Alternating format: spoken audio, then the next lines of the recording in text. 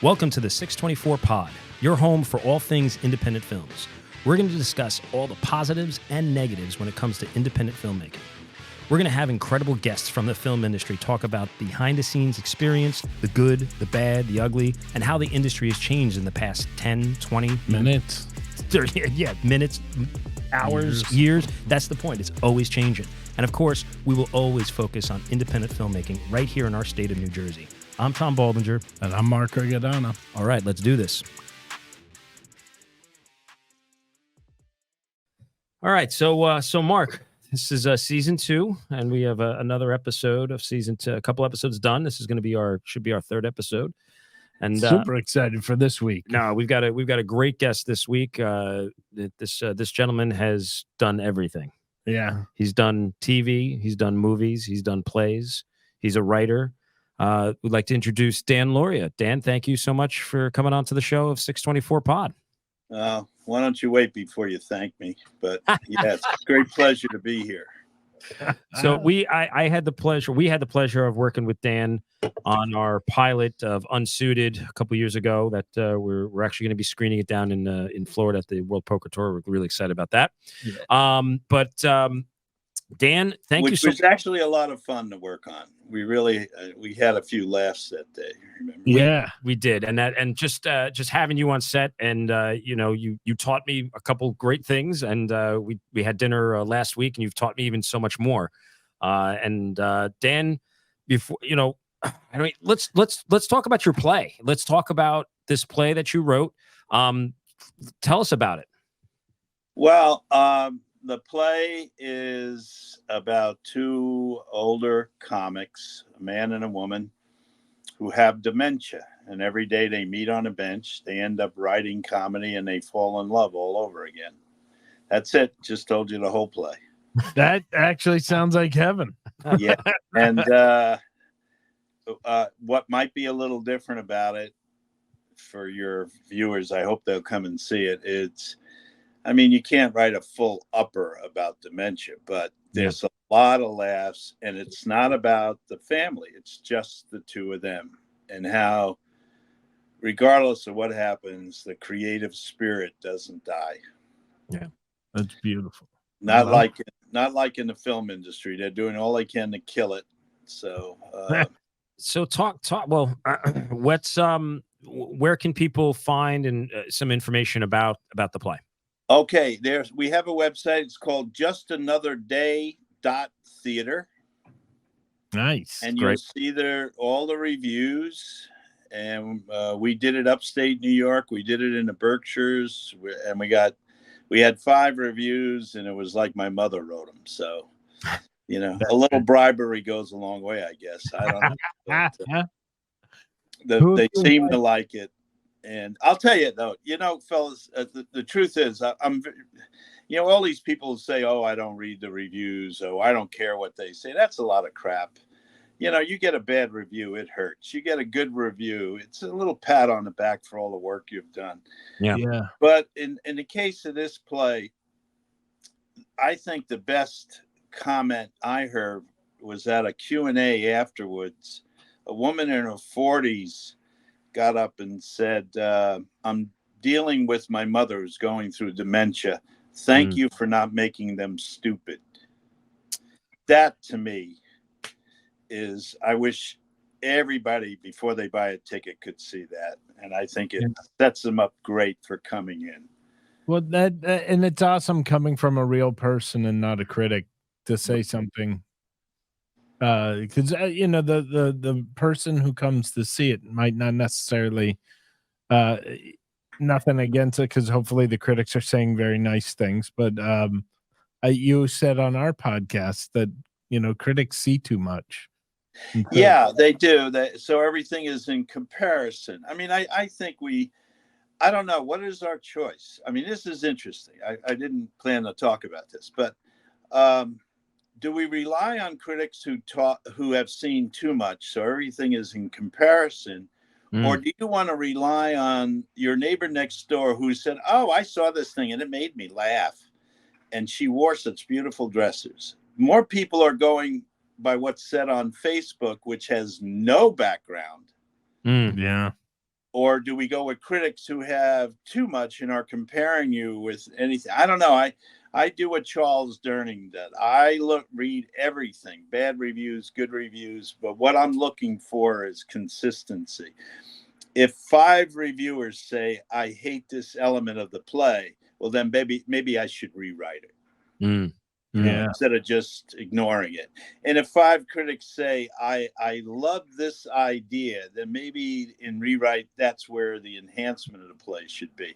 So I think they have to be used, but I don't know, it's like a lot of things that's going on right now.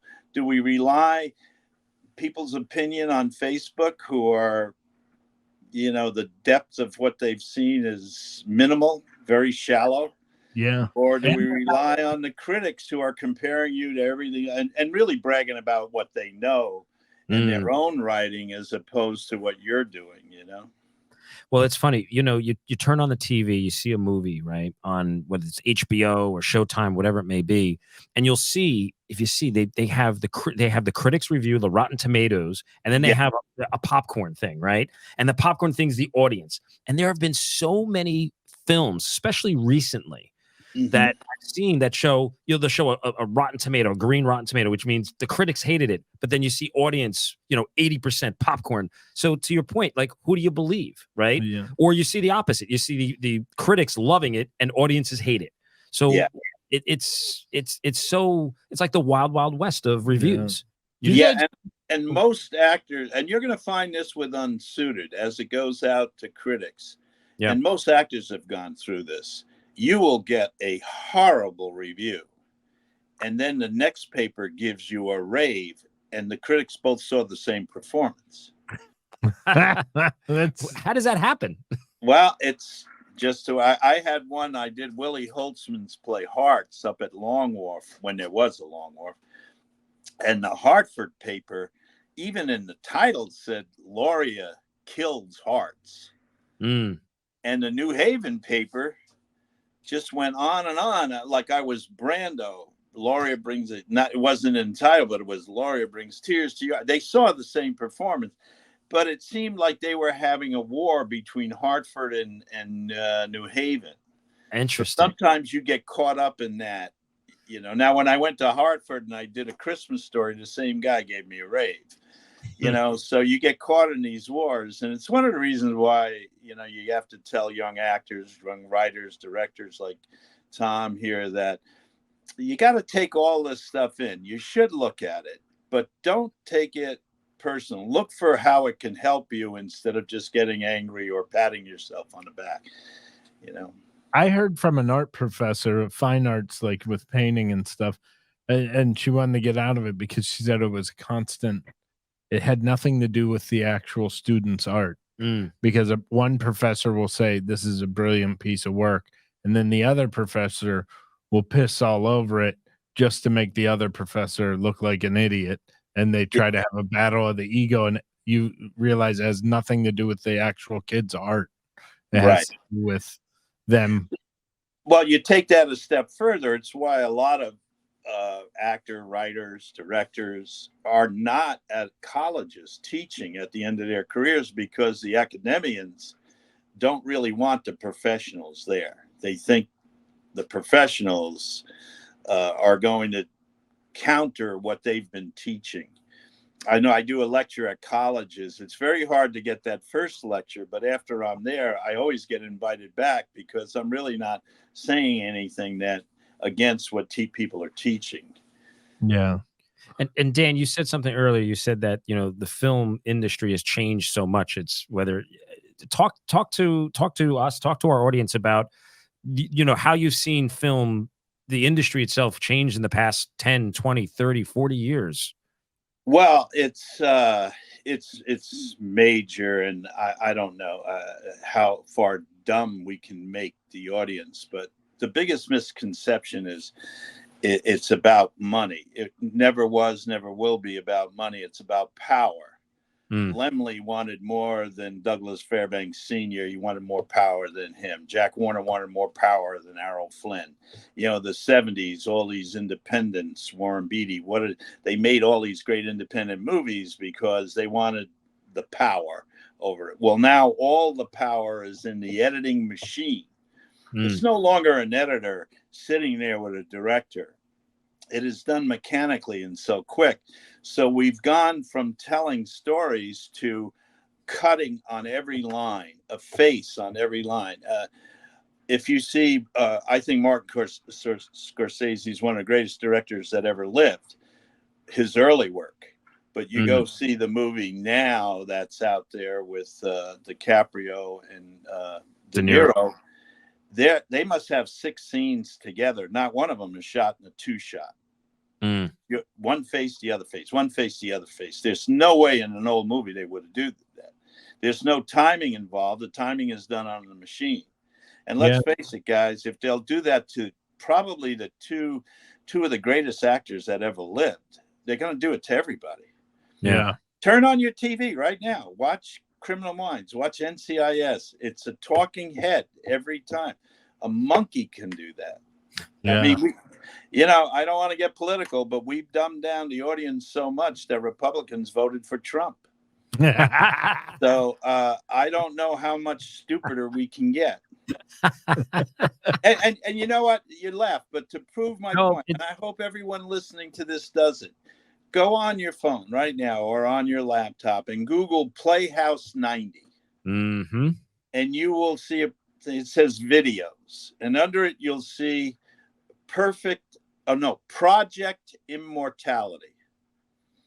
And my dear friend Patty McCormick, the Bad Seed, who's a year older than I am, and a young unknown Michael Landon are the children of Lee J. Cobb. And the premise of the story is Lee J. Cobb is a great physicist who's dying of leukemia, and the government wants to put his brain in a machine. This was 1959. Yep. Wow. They were warning you about AI. And Lee J. Cobb actually has the line when he sees this giant computer, which is bigger than your studio, and he puts his hand on it and he says to the government officials, "So this is me?" And the government official says, "Yes, and because of your knowledge, we'll be able to go to space. Medicine will be enhanced, the cures for disease." And then Lee J. Cobb looks at him and says, "And then what?" Wow. I mean, this was 1959. These were you can go to GE Theater, see Ronald Reagan introducing James Dean and a 15-year-old Natalie Wood and the great actor Eddie Albert in I Am a Fool, and watch the way it's shot with the subliminal sets and how creative when he gets to a stable. The horses are just cut out heads. Yeah. It's all about the dialogue and listen to the words. Now it's just one talking head after another. And I tell young directors, if you listen to me, you will be a much better director, but you'll never work again. I totally agree with what you're saying, because now whenever you write anything and somebody goes to read your writing and then talk to you about your writing, they all have to bring up like, well, did you get they get so technical. By page 2, you have to have your blank and your blank. And it's like, what about telling a good story? Yeah. Well, are you allowed to do that? Yeah. In the old days, and you should watch great movies, especially, somebody like John Ford, who's considered one of the greatest directors. Most people don't realize John Ford didn't edit any of his films. Darryl Zanuck edited. And Ford, when they brought that up to Ford, he said, "Doesn't matter. The way I shoot it, there's only one way to edit it." Nice. So they would, if I was doing a shot of you two, I would do a 2-shot. Right. And only on the key line would I come in for a close-up. Right. And then a reaction to it and go back to the 2-shot.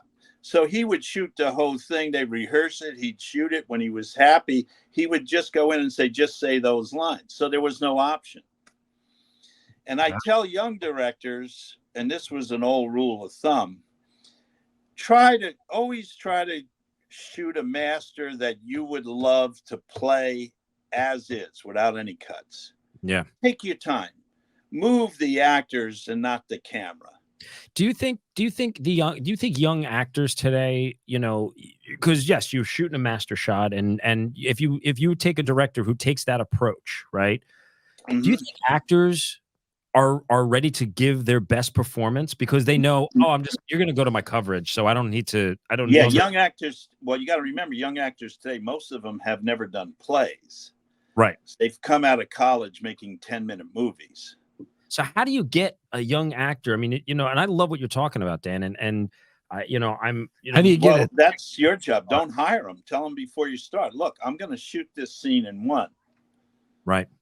And when you Right. do shoot a scene in one, the rule of thumb was you shoot it in one, but you always have a cat in the window. Right. So if we were at a nightclub and I want to shoot you two at a table, there'd be a band to one side, and I wouldn't put in them playing until afterwards. But I would shoot you in the two shot. Maybe I'd do it 2 or 3 times, and then I would take a shot of the band. That's the cat in the window. So if I wanted to use the beginning of 1 and the end of 3, I cut to the cat in the window. Right. So you always cover yourself. Right. But right. your intention is, I want to keep this, I want to bring the audience to the table. I don't want to go subliminally. When you cut, your mind is clicking. Your mind is going cut, cut, cut, cut, cut, cut. Whereas if you let it sit, you are brought into the film. And this is why you can watch old movies over and over again, like It's a Wonderful Life every Christmas. You'll cry every year because Frank Capra is trying to get you off your couch into Bedford Falls. And you feel you're there.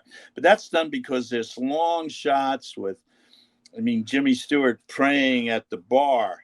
You feel like you're in the bar. And all that's gone now. It's all cut, cut, cut, cut. We don't need actors. We don't need directors. Cinematographers are almost gone. Everything's going to be shot in one light. It's funny because Martin Scorsese was on TV the other day showing a clip from the movie, but he showed DiCaprio with the young girl, the Indian actress, in a car, and there is no cut. And he talked about how they ad-libbed and it worked out perfect. But he couldn't show any scenes with DiCaprio and De Niro because they're cut on every line. Oh, wow. And this is happening too. And it's sad because it's live, but with stand-up comedy, the younger generation of comics aren't in the storytelling because in their head, they're worried about getting their TikTok clip. Right. So they're worried about TikTok. They're worried about PC censorship. They're worried about so many things instead of just having a few laughs, I like to tell a long story, and I try to it's like cooking a meal. You're like doing little things to get it ready, and then when it's done, it's amazing. But now you watch the younger comics, they only want to work in 60-second clips. So if they don't get their laugh or the end of it, the beginning, middle, and end in 60 seconds, you can see them getting frustrated. Yeah, and they use the excuse that the younger generation doesn't have an attention span, but this younger generation can sit for 12 hours and play video games. So it's not about that. It's about power. Our union just went through it. There's so much strife going on now about the new contract. All I know is the people tried as best they could who negotiated it, but there's no way of stopping AI. It's taking over everything. Yeah. So, I'm glad I'm old, but I don't know what you guys are going to do. I won't be. I'm about to go to cooking school or something. Dan, tell us what's going on. So what are the next steps for Just Another Day? What's next for you guys? Well, believe it or not, a two-hander off Broadway at under 200 seats costs about $300,000. And we have it raised, luckily. That's great. And we're always looking for more. It cuts down what people put in. So the plan right now is to rehearse at the end of February and open in March. Okay. Wow. That's nice. Great. Yeah. So, basically, I think with all these self-tapes, which again is another example of power as opposed to art.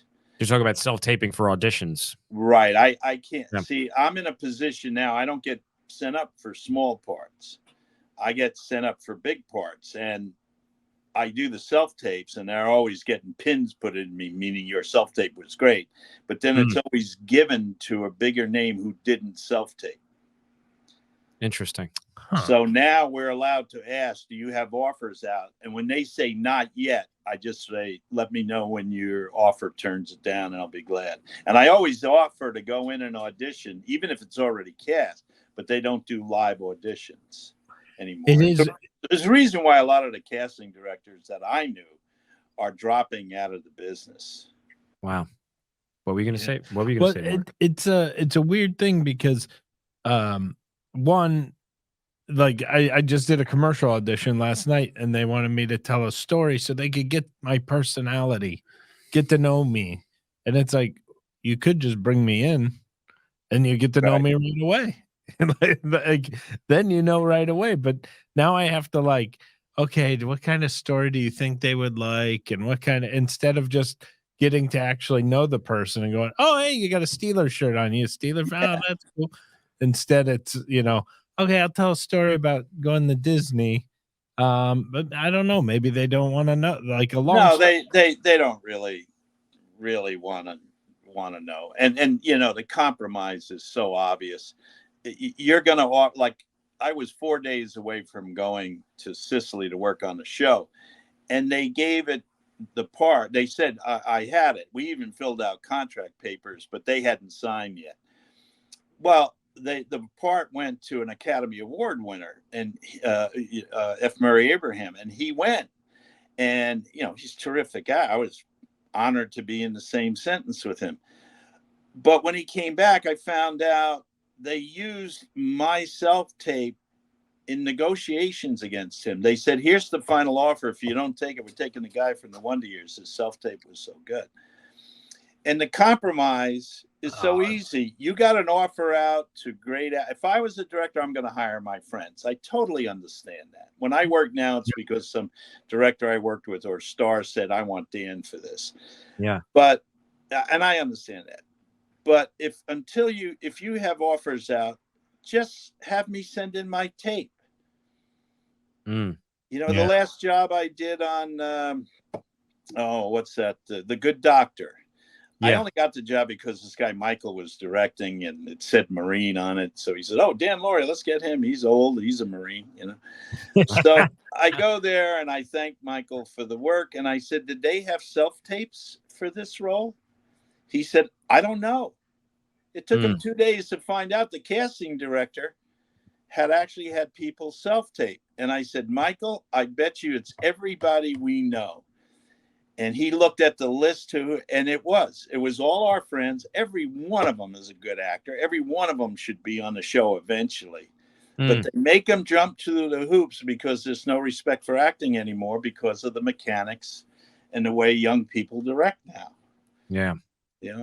Well, you got to cut it. You got to cut it. You got to cut it. I can't. I get nauseous. I don't watch anything anymore. So when we had dinner last week, you were telling me this about all these cuts that are making. I don't get to watch a lot of TV anymore. I mean, I just don't. And I was at my parents' a couple days ago, and I actually I sat there. My folks watched that SWAT, right? Or it's NCIS, whatever. So they had it on, and I at first, Dan, when you were telling me this, I was like, wow, is it really that bad? And I sat there for like 10 minutes. And it was cut this, cut. And I was like, I was actually getting nauseous. I was like, I can't, what's going on right now? Once you make young people aware of it. And you said something else to me, which was very funny. You said, just show the dead body. Just show the dead body. Cut back to the dead body. And that's what they kept doing. So the people are talking, right? Like, so it was a dead body, a girl who was murdered in a car. They're not sure if it was a car accident or was she shot. Yeah. And you have the NCIS people coming on, and all the stars are coming. And they would, like, literally, Mark, it was like, you would have like maybe like, 10 words to say in the sentence. You'd be like, the character would be like, well, I think that what happened here was the car came across the road. The minute I say, well, what I think what happened here, boom, they cut to the dead body. And you just hear my voice talking about what happened. And it was happening all like for like the first 5. It was like the opening of this, and I turned it off. I was like, oh my God, Dan's so right. Like it Oh was yeah, nuts.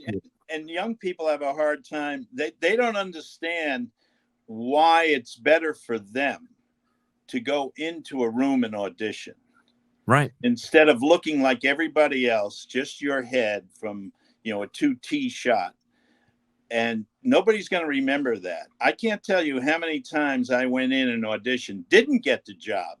And a couple of months later, the casting director called me and said, "Oh, you got the job already. They loved your last audition. You were just too ugly. This was the role that's for you. But you got to make an impression." Pat McCorkle loves telling the story where I went in and read for a gangster, and the writer was there, the producer there, the director was there. People who could say yes were in the room. And her phone rang, and I picked it up and I went, "Not now!" And I hung it up. And I went on with the audition. She said, "We were afraid not to hire him." Well, you can't do that over on a self-tape. You can't win over a room. But Right. You're working with young kids who have never been in a room. They've never done theater. They've made 10-minute movies. They're very proficient on getting online and editing their little self video. They put music on it. They do whatever they can. And you see how hard it was for me to even get on your show. I mean, I'm a Luddite. I don't know, and I don't want to know. Yeah. But I think all this is very cold and very distant, and takes the spirit out of, takes our creative spirit and puts it into a mechanical world that I don't know how we can stop. Yeah. It's I don't. And that's what my play is about. The creative spirit. It's just no matter what disease or what affliction these people have, their creative spirit will save them. So I think that going back to, well, not going back, but one of my all-time favorite shows growing up was NYPD Blue. Oh yeah. And that I felt that still held on to. Everything was done in that was one of the last. Yes, one of the last. It really was, right? Everything was done in one take. You saw Dennis Franz and Jimmy Smits. right. They would do full scenes, and it was in one take, and that camera's moving, and it was the original Law and Order was that way, especially with exterior scenes, because they didn't want to have to deal with sound. Yeah. So every time I did 8 of those, and every time we were outside, it was always in a one shot, so we didn't have to worry about sound. If a bus went by, it went by. Dan, weren't you on Blue? Were you on NYPD Blue? No, I did one of those, then 2 of those. You did, 2 different characters. Yeah, I remember that. I do remember. Yeah, that. no, Denny Franz. I used to play golf with Dennis. He's a great guy.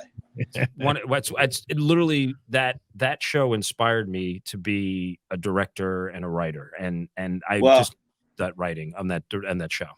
Go back a little. Go to on your YouTube, and go to Naked City. Watch those. You want to see some really gritty. I said to Jack Klugman one day, "Boy, those Naked Cities are great. They were so realistic. I mean, you're out the street like that." And he started laughing. He said, "Of course we were out in the street. There were no studios in New York then. So they had to shoot on the street." Yep. They actually shot in real offices and real houses because there were no studios. So go back to those. You want to see how to make a Naked series. City. I'm going to have to do this now. Yeah. We talked in the last episode about it ruins when you're watching a movie and all of a sudden you can tell it's a studio and not a real place. Yeah. You immediately lose respect for the show. Right. We have a theme. Yeah. I think we have a theme in season 2 that it's basically we have to get to the real. That's what needs to happen. Is things need to become real. It's got to be build. Don't put it in a studio. Go to the location. If you have to. Well, and Unsuited, you went to the casino. It was great when we shot where the poker table was at the house. But it was supposed to be at a house.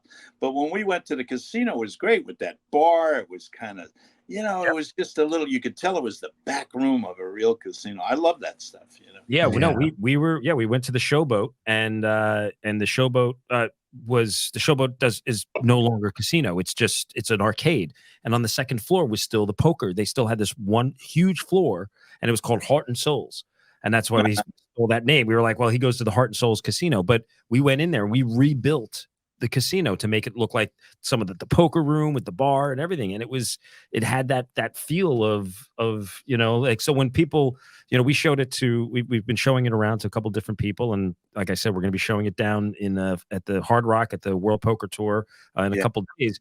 And I honestly, audience members that are going to be sitting there, going to watch, are going to like that. All right, that's a poker room. Yeah, that's a casino. Real. It wasn't done on a studio and built to make it look like it. And to your point, you can now tell, like, it kind of takes you out of it.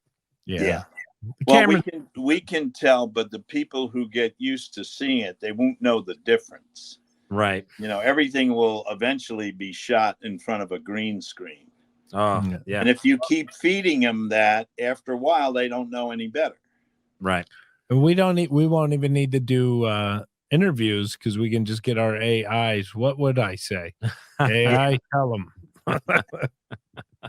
Well, I'll tell you how far it's gone. There was a great actor, Ed Herman, tall guy. You would recognize if you saw him. But Ed made most of his money doing audiobooks, and you would recognize his voice from a lot of the nature documentaries he would narrate. Well, I think it's next week. They said it was around Thanksgiving. There is a new book coming out read by Ed Herman, and Ed's been dead for 8 years. Oh my God. And it's his voice. It's not somebody imitating him. It's his voice. I don't get it. It's too freaky to me. It's a little scary. But the thing is that my kids, I have a 8 and 9-year-old now. They're not going to know better unless we tell them. No, they're going to just grow up going, that's the standard. That's what it is. That's what it's supposed to be. Yeah. That's why I always go back to the theater, because when the curtain goes up, if you can't carry the freight, there's no line. There is nothing like live theater. So Dan, that leads me to my question here. You just hit one in my head. As a theatrical actor, as a film actor, your preparation as an actor, different, the same? Talk to us a little bit about that. The difference. Again, I was lucky because Charles Durning was my mentor from the first day I came into New York till the day he died. I gave his eulogy. Matter of fact, he and Jack Klugman, who was my other dear friend, they died 4 hours apart. Wow. What? On Christmas Eve. And I gave the eulogy at both their funerals. Holy cow. Yeah, it'll be 12 years this Christmas Eve. And, but Charles, he would always say, no, there's no difference. And we were so lucky because we did theater. Half the theater we did when we were younger were in little spaces where the front row was literally 2 feet from you. Yeah. So Charles always said, when you're on a set, you are performing for the toughest audience in the world, that crew. They've seen everything. They've known it. They've seen the funniest and they've seen the most tragic. If you can do it for them, just like you did it in those small theaters, then you will grow as an actor. And they crew lets you know. We had a great DP on the Wonder Years named Steve Confer, and he also would operate the camera. And when we finished the scene, if he got off that camera, we knew we did it well. And if he just stayed there on that camera, we knew we better do another take. Wow. That's it's funny you're saying this because I feel like so similar with stand-up. When you're on the road and you go to one of these clubs that, the Funny Bone in Syracuse, that manager has seen every comedian that's ever went through those doors. Yeah. So when you get him and you can hear him laugh in the back of the room, you go, oh, that's a good joke. Right. Because that guy heard all of them. Right. Yeah. And you learn how to make it very personal in those small rooms. So when you get to the big room, you do the setup line to the whole audience, but you do the punchline to an individual. Yeah. And that's one of the rules of comedy that goes way back. Yeah. Bob Hope used to talk about when you play a big room, you got to make it personal. Yeah. He always said you do the setup to the audience and the punchline to one person. Land it. Everybody grabs it. Yeah. That's awesome.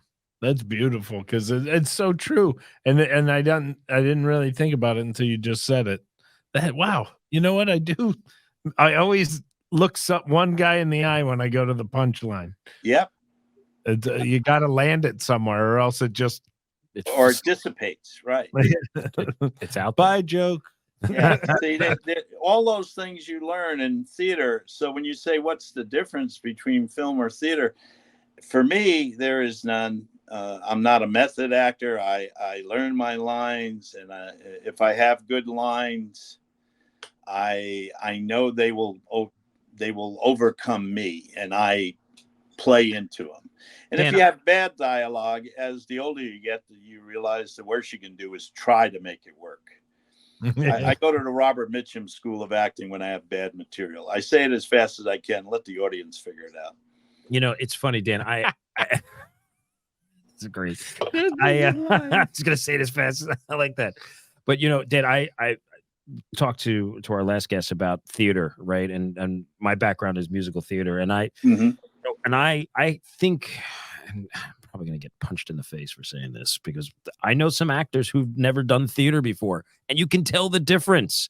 When you're working with an actor who's done theater and now does film versus just a film actor, and I'm not talking about the greats. I'm talking, the younger generation, right? And you can just tell that there's and I'm not saying this because we're talking to you, Dan, but I've worked with some other actors who were theatrical actors, stand-up, who work in live audience. They bring something different on set. They bring something different to the performance. It's just, and it makes as a director, as a novice director, I guess you could say I am. I have always found theater actors, regardless of what their method is or anything, are usually more team players. And makes the job, for me personally, as a director, makes the job so much easier because they get it. They understand what's being said. They understand their motive. They have a motivation. They know what's going on. What brought me here? What makes me say this? They ask the great questions. I just, so I also feel like people in the theater, when they get whether you're in the theater or you're, a TikTok star, you nail the scene and then you go, okay, we got to do it again. The theater guy's going to do it without even question. a blink. Without even okay. We're used to doing the same thing 8 times a week and going back. And, and then again, once you're a pro, if I'm working with a young film director or TV and I got to do a scene where I'm crying, usually the first 3 times, I actually cry, which usually shocks them. And then if they don't know what they're doing and they're going to shoot it 4 or 5 times, I grab the ammonia thing. And I don't think it's just being a workman who pulls out the right tool to build the right project. Yeah. Of course, I would like to cry 8, 9 times, but if you're stupid enough to shoot it 8 or 9 times, well, I'm smart enough to go grab because I don't want you to print the one where I don't cry. Right. Yeah. Right. Exactly. Yeah. You're at the mercy of whoever's putting it together. Yeah. And now the directors, they're editing right on the set. Yeah. With some guy who's sending every edit back to the producer. Right. And I keep hearing cinematographers and cameramen saying, you don't have this line on a single. Well, maybe I don't want that line on a single. Maybe I don't, but you get fired if you do that. We used to get, when I started I did like 7 Cagney and Lacey's. And every time Jackie Cooper directed, most of my scenes were with Tyne Daly, and you can't be a better actress than her. She's just phenomenal.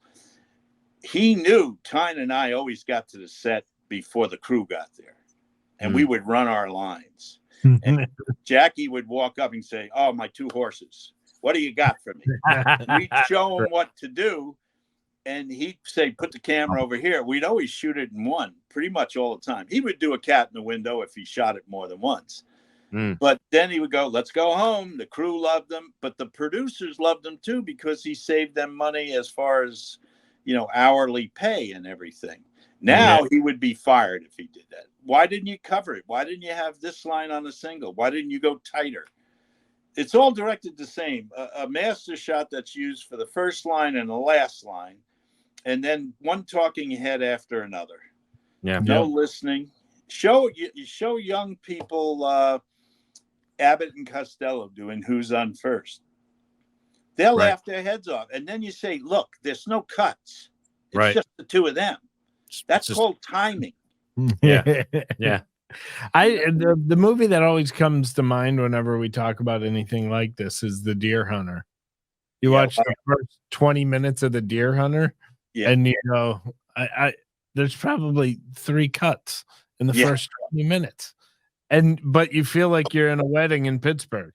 That's right. You feel like you're in the outskirts of Pittsburgh, which was the objective of the director and the writer. Make them feel you're not in New York in a movie theater. Yeah. You're not in LA, near Venice Beach. You are in Pittsburgh.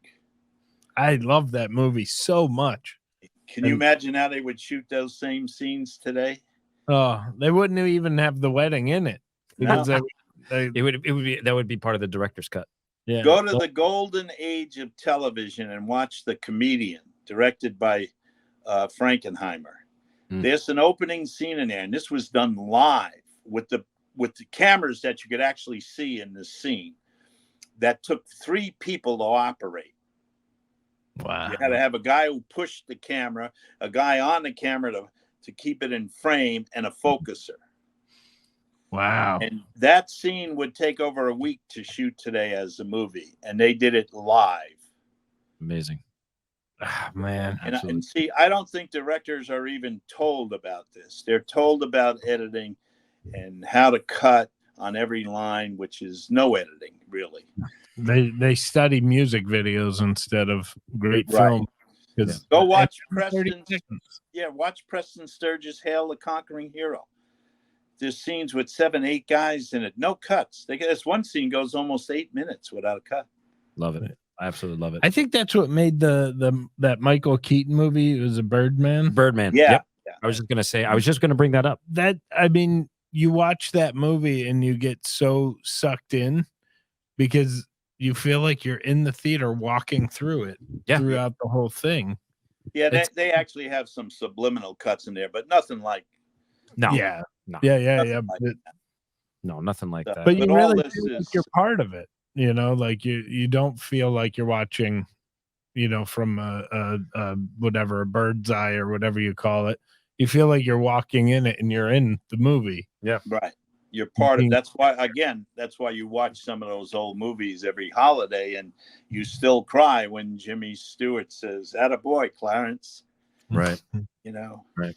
So I'll give you a funny story about that. I'm on the National Veterans Foundation, and General Stewart was there because Jimmy Stewart was a general, and he was in the Army Air Corps, but then was in the Air Force. He stayed in the reserve. So and It's a Wonderful Life was a big flop, and I asked him about that, and he said, "Oh yeah, we put Liberty Pictures out of business," which was Frank Capra and Billy Wilder's company. I think William too. That's how bad it bombed. They opened it in June. They had no idea it was a Christmas Story.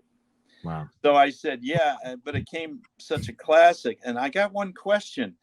The scene with you and Donna Reed, where on the phone, may be the most romantic scene I've ever seen. And right away he said, "Oh, the way Frank directed it, because there's no cuts. We rehearsed it, and he said, okay, we're going to get ready for a shoot. And while Donna Reed and I were running our lines, he went and spoke to everybody on the crew. Then he said, action. And the second we finished the scene, he said, cut, go back to one right now. And we started at that level. And that second take is what you see in the movie. Wow. And then Sidney Lumet said he read Capra's book. And when he did the scene with Peter Finch in Network, where he yells, "I'm mad as hell. I don't want to, I'm not going to take it anymore." He did the same thing. He spoke to everybody on the crew. He said, "I don't want touch-ups. I don't want anybody to move a light. I don't care." And he did it. And as soon as it was over, he was literally pushed Peter Finch back and said, "Start again, right now, right now." So he had worked himself up. Now, that's great directing. Yeah.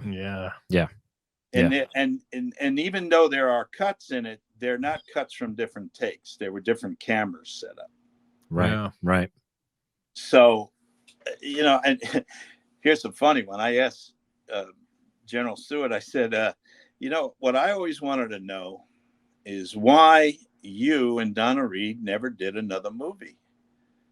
And he gave me some explanation about, I was independent and she went with a studio and she was unkind. Then he walked away and Robert Mitchum looked over and he went, "Bullshit." He said he had just gotten married and Gloria's wife saw that scene on the phone and said, "You ain't ever working with her again." Now, I don't know if that's true, but that's what Mitchum said. Whether it's true or not, that's a great story. That's great. I love it. Dan, we're gonna Dan, I feel like we could talk forever. It's such a good guest. Anytime. I love this, talking about acting here. So we asked this question of all our guests real quick before we wrap up. I didn't prepare you for this, but I know you. I'm really looking forward to you're this. Looking forward to. I know you are. You're going to bang this out of the park. Give us your three favorite films. 3 out of all the films. Wow. But your 3 favorite now. Right now. It doesn't have to be of all time. Yeah, just right now. You have to. Well, if I have over. Charlie Durning had 9,000 films. I have about 3,000.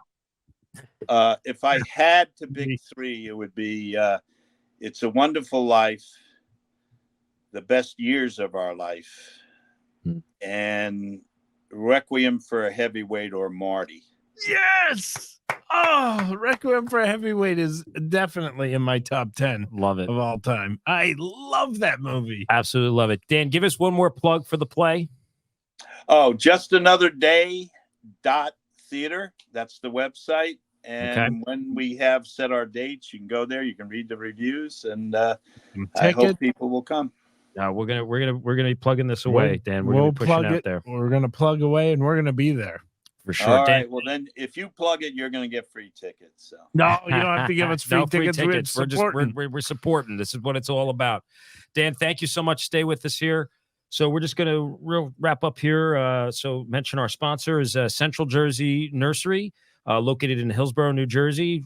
Great time, Thanksgiving, the holidays. If you haven't gotten your Christmas tree, go to Central Jersey Nursery. Or a poinsettia.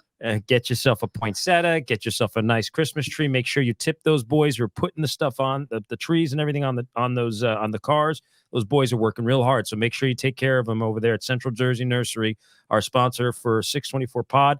Thank you again, Dan Lauria, and we'll talk to you. We'll talk to you guys soon. Welcome to the 624 Pod, your home for all things independent films. We're going to discuss all the positives and negatives when it comes to independent filmmaking.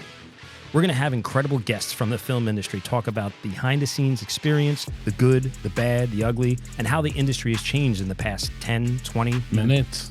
30, minutes, hours, years. That's the point. It's always changing. And of course, we will always focus on independent filmmaking right here in our state of New Jersey. I'm Tom Baldinger. And I'm Mark Rigodano. All right, let's do this.